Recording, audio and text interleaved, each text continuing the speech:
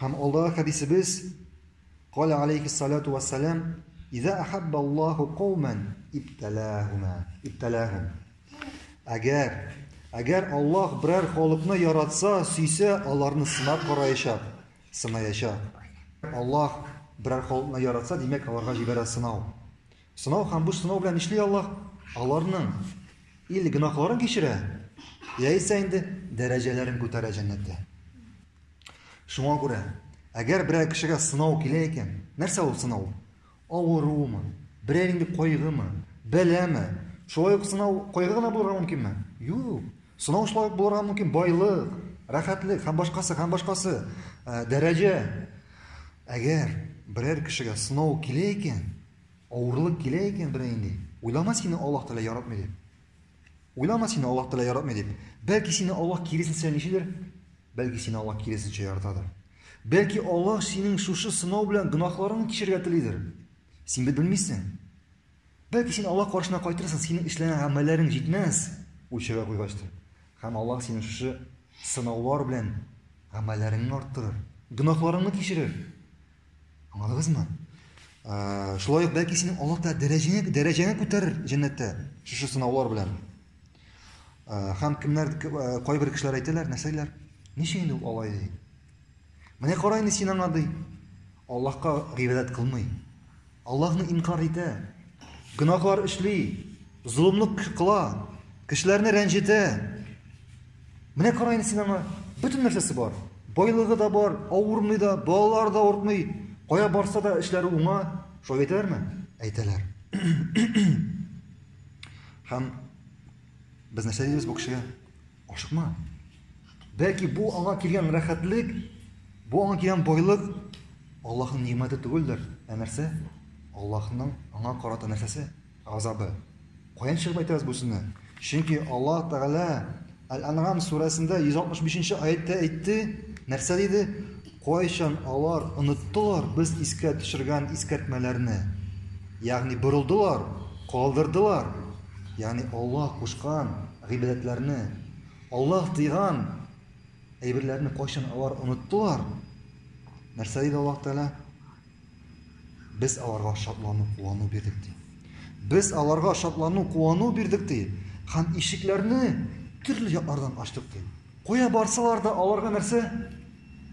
Аларның ишекләре ачык. Бу эшләре килеп чыга. Бу гамәлне кылалар, бу гамәлләр килеп чыга. Байылар, авырмыйлар, сәламәтләре бар. Нәрсә өчен? Һәм без аларга ишекләрне, нигъмәт ишекләрен төрле яктан ачтык ди. Аларга шатлану, куану бирдек ди. Һәм нәрсә өчен? Көтмәгәндә тотып алар өчен.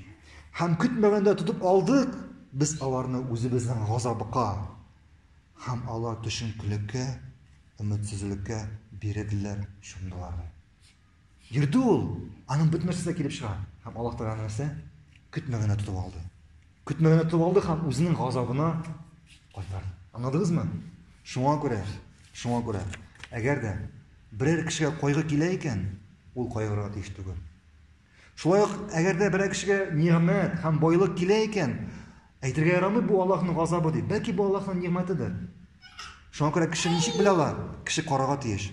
Әгәр дә әйтә сиңа берәр ниғмәт килде икән, берәр байлык килде икән, кара син үзеңнең гамәлеңә. Әгәр дә сиңа бу ниғмәт килгәннән соң, синең гамәлләрең кимемәсә Аллаһка карата, син Аллаһтан ерагаймасаң, гөнаһлар эшли башламасаң, димәк бу сиңа Аллаһның ниғмәте иншаллаһ. Ә инде Аллаһның берәр ниғмәте байлык килеп, иртәгә син Аллаһтан ерагайсаң, гөнаһлар кыла башласаң, яисә берәр гыйбадәтне калдырсаң, димәк сиңа нәрсә? Сиңа уйланырга кирәк. Һәм бу синең өчен куркыныч. Шулай ук хадистан белгәнебезчә, нәрсә әйтте Пәйгамбәр саллаллаһу алейхи ва саллям? Мөселманнарның хәле гаҗәеп диде. Әгәр аларга берәр шатлык килде икән, алар нәрсә дип әйтәләр? Әлхәмдүлиллаһ. Әлхәмдүлиллаһ, Аллаһ безгә үзенең ниғмәтен бирде. Аллаһ безне ниғмәтләндерде диләр. Әлхәмдүлиллаһ, Аллаһка шөкр итәләр. Һәм аларга Аллаһ тагын да арттырып бирә.